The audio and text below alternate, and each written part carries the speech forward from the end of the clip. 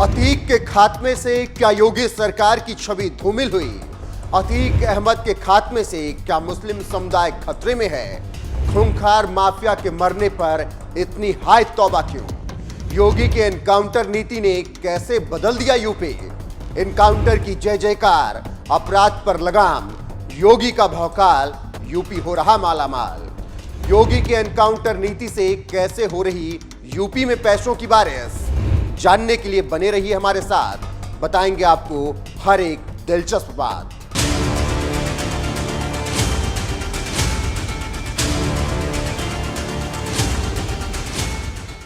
नमस्कार, मैं हूं आपके साथ रोहित। उत्तर प्रदेश में माफिया के खात्मे पर हाय तौबा मचा हुआ है, इसीलिए तो इसमें मजहब ढूंढा जा रहा है। बताओ कि एनकाउंटर नहीं किया जाता, एनकाउंटर करके तो फिर क्या जुनैद और नसीर के मारने वालों को भी गोली मारोगे? बताओ बीजेपी वालों। अब सोचिए जरा, जिस माफिया के पास 11,000 करोड़ से ज्यादा की संपत्ति हो, खुद पर 101 मुकदमे हो और परिवार पर 160 मुकदमे हो, जिसके लिंक आईएसआई से जुड़ते हों, उसे मार दिया गया तो बवाल मच गया। हालांकि ऐसा ना होता तो बेहतर रहता, क्योंकि सरकार और पुलिस अपना काम करती। लेकिन चलिए, जो हो गया वो अतीक के इच्छानुसार ही हुआ, क्योंकि अतीक को अपना अंत तो पहले से ही पता था।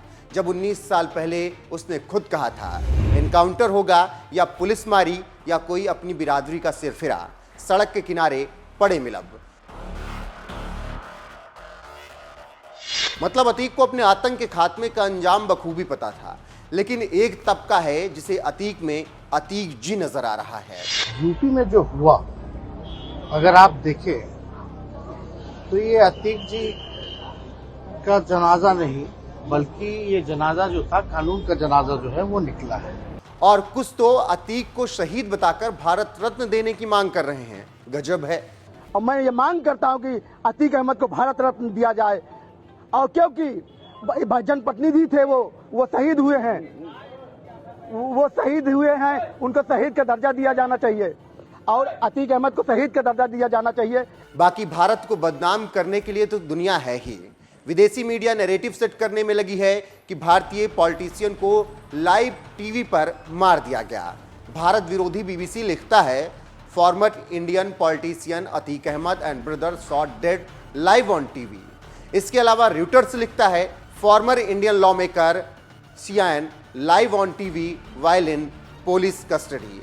अब सोचिए किस तरह से भारत के खिलाफ दुनिया एजेंडा सेट कर रही है। वहीं भूख से मर रहा आतंकी पाकिस्तान भी इस मुद्दे पर बोलते हुए कह रहा है कि भारत में एक भी अल्पसंख्यक सुरक्षित नहीं है।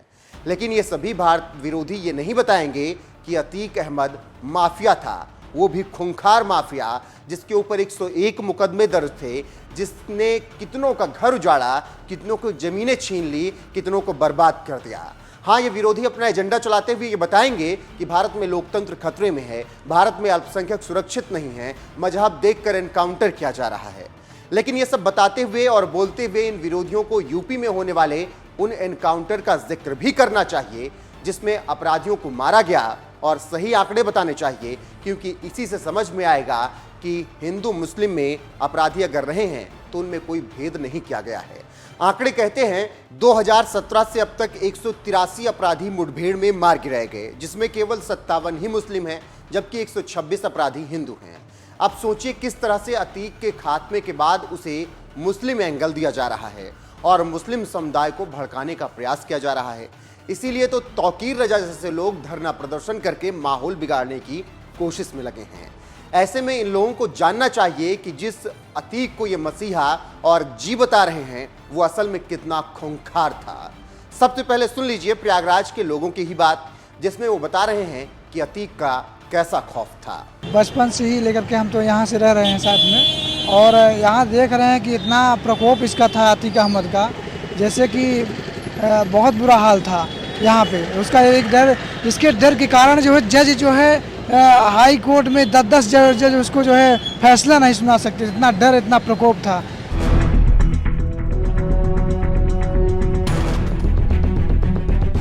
ये अतीक का ही खौफ था। ये अतीक कभी किसी की भी प्रॉपर्टी पर कब्जा कर लेता था, किसी से भी रंगदारी मांग लेता था, किसी की भी सरेआम हत्या करवा देता था।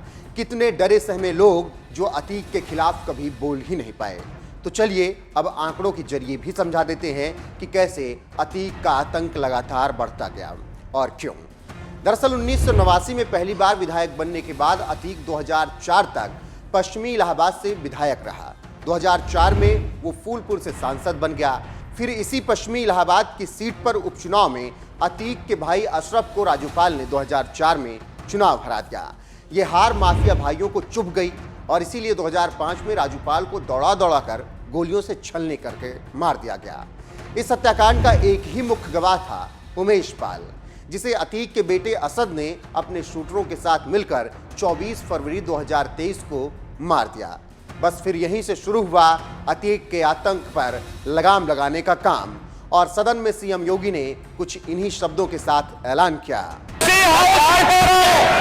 इस माफिया को मिट्टी में मिला देंगे, सरकार में देंगे। परिणाम क्या हुआ ये सबके सामने है, लेकिन बात इसके आगे की है। कैसे यूपी में अतीक, मुख्तार जैसे माफियाओं पर लगाम लगाकर सीएम योगी ने वो कर दिखाया जिसकी कल्पना नहीं की जा सकती। यही कारण है कि योगी राज में हर तरीके के अपराध कम हुए। एनसीआरबी के डेटा के मुताबिक यूपी में 2019 की तुलना में 2021 में महिलाओं और बच्चों के खिलाफ अपराधों में बड़ी कमी आई। 2019 की तुलना में 2021 में महिलाओं के खिलाफ अपराध 6.2%, तो बच्चों के खिलाफ अपराधों में 11.11% की कमी आई।